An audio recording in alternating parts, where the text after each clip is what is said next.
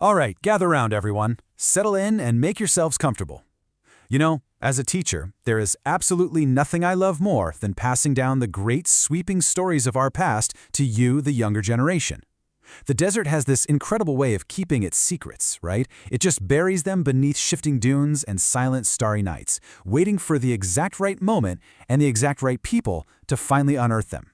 Well, today, I have a story that honestly sounds like it was pulled straight from the pages of some grand adventure novel, yet it's rooted entirely in the real-world sands of the Middle East.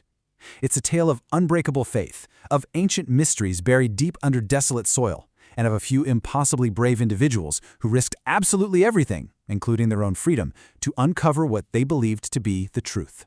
We are going on a journey today to find a legendary mountain of fire. Are you ready? Let's begin. So, right off the bat, why on earth were 3 weary Americans locked in a Saudi Arabian jail for 78 days? Think about that for a second. It was 1984. The borders of Saudi Arabia were notoriously difficult to cross, tightly controlled, and highly suspicious of outsiders. Enter a man named Wyatt, an anesthetist from Tennessee who had this burning passion for history and biblical archaeology. He, along with his 2 sons, Danny and Ronnie, found themselves in a terrifying, life-threatening situation. See, they hadn't gone to the vast Arabian Peninsula as tourists on some casual vacation. No way. They had slipped across the heavily guarded border entirely illegally, navigating treacherous terrain under the cover of total darkness. Why take such a massive risk? Well, because Ron believed, with all his heart, that he had pieced together ancient clues pointing to the true location of the legendary biblical Mount Sinai.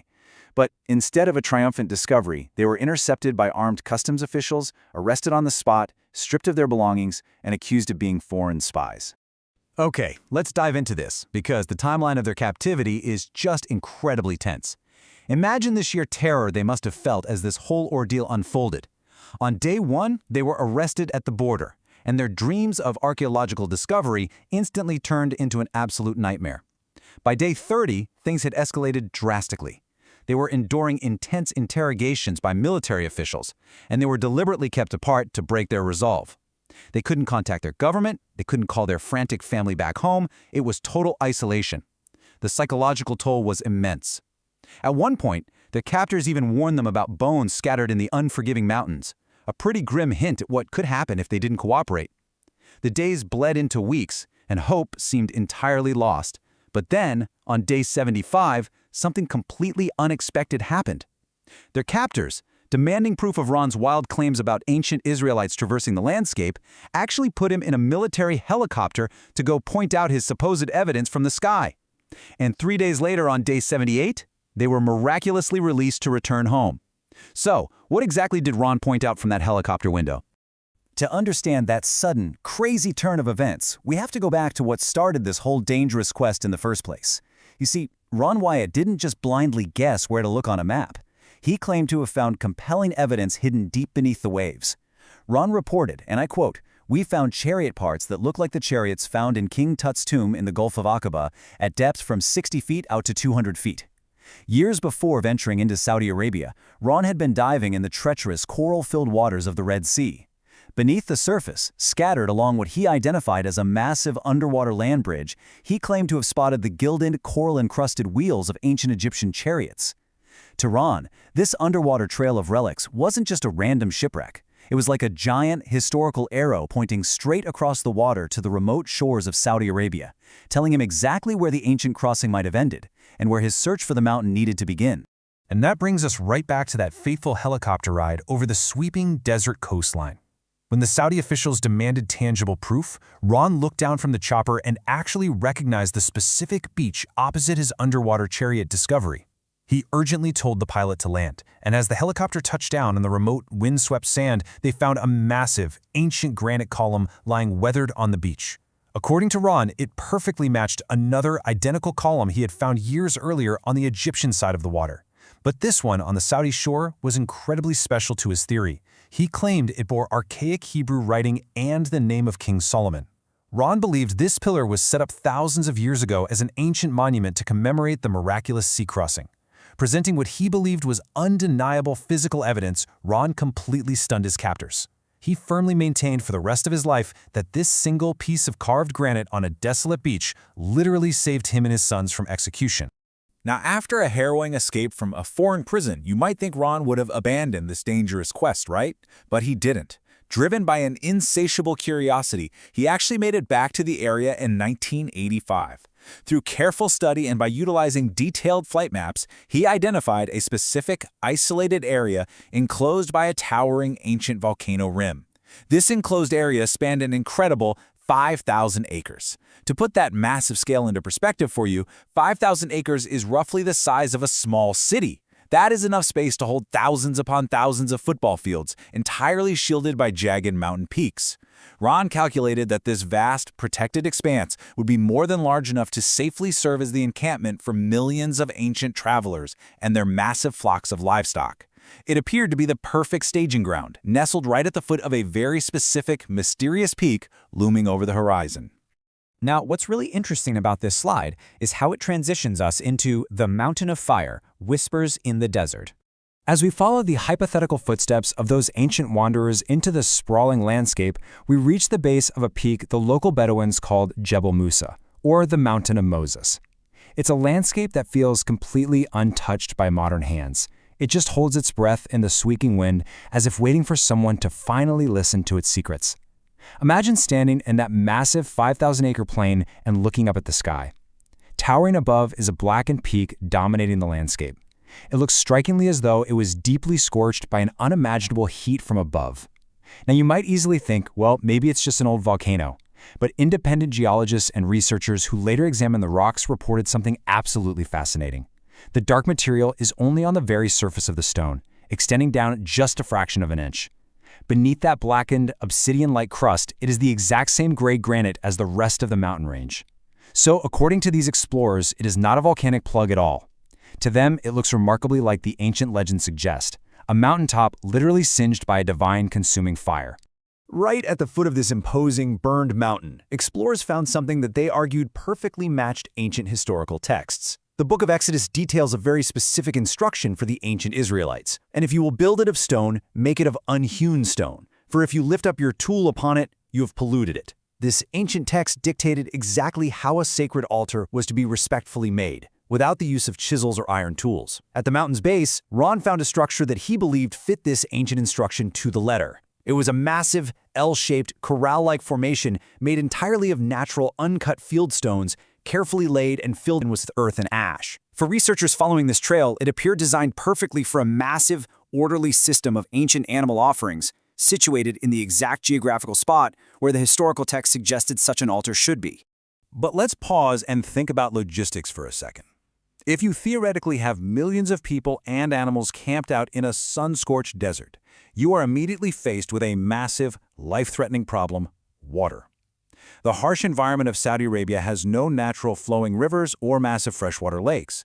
The heat is punishing. Yet, researchers point to an ingenious solution discovered right at the site.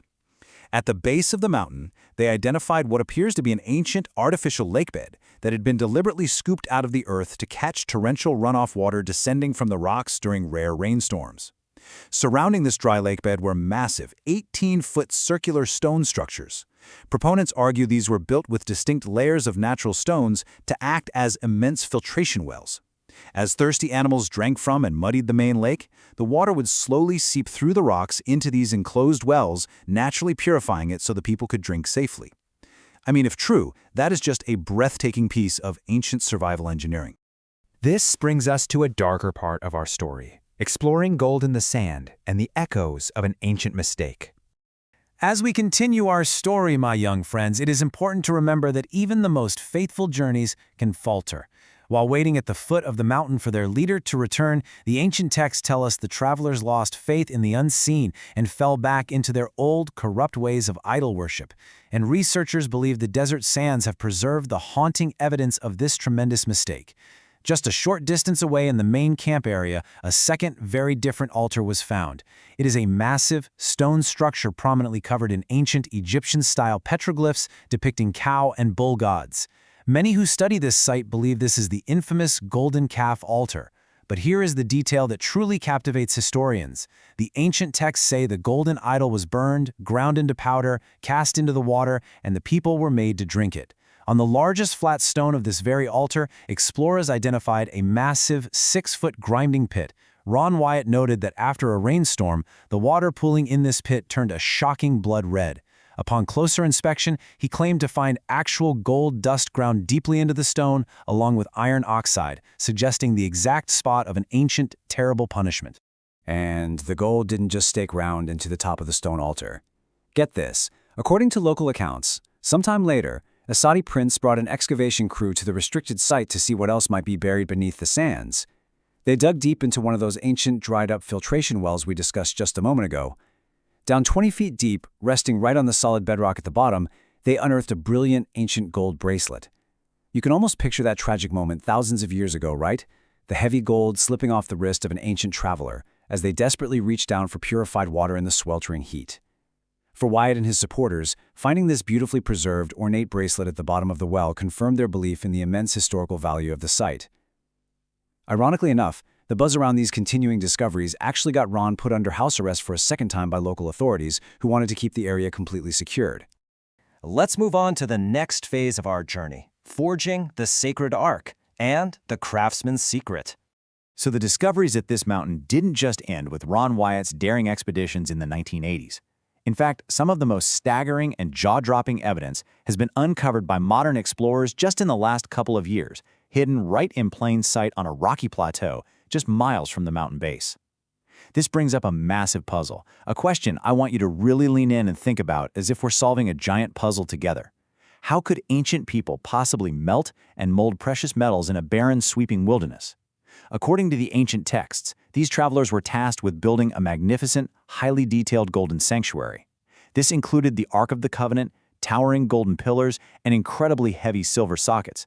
But they were wandering in the middle of a desolate, resource-starved desert. How did they pull off this industrial-level manufacturing without modern factories or tools? To truly understand the immense scale of the challenge these ancient artisans faced, consider this number, 1,948. It requires a temperature of exactly 1,948 degrees Fahrenheit to melt solid gold. That is an astonishing amount of thermal energy. You simply cannot achieve that kind of extreme sustained heat with just a regular campfire built in the loose desert sand. The wind would just blow the heat away, and the wood would burn out far too quickly. To melt and cast gold on the massive scale required for the sacred tabernacle, you need highly specialized equipment, perfectly regulated airflow to stoke the flames, and masterful ancient engineering that could withstand extreme thermal shock. And this brilliantly illustrates what modern explorers searching the plateau believe they have found. They recently stumbled upon a bizarre, highly organized rock formation, resting on a solid, rocky foundation. This wasn't a crude hunting blind or a simple grave marker. It was a hollow, perfectly engineered 15-foot stone furnace. The stones were precisely cut and masterfully laid in a specific pattern designed to strictly regulate the oxygen flow from the desert winds, keeping the internal temperature intensely hot and entirely constant. When explorers peered inside these ancient structures, they reported seeing fine gray ash still resting at the bottom, eerily untouched by centuries of desert storms. And this wasn't just a single isolated furnace. They discovered a whole complex of these massive stone structures, built specifically for heavy, sustained metallurgy operations. For those studying the site, this industrial complex perfectly echoes the ancient historical accounts. According to the texts detailing the calling of a master craftsman named Bezalel, it is written, "I have filled him with a divine spirit of wisdom and understanding to invent in every work to labor gold, silver, and all precious metals."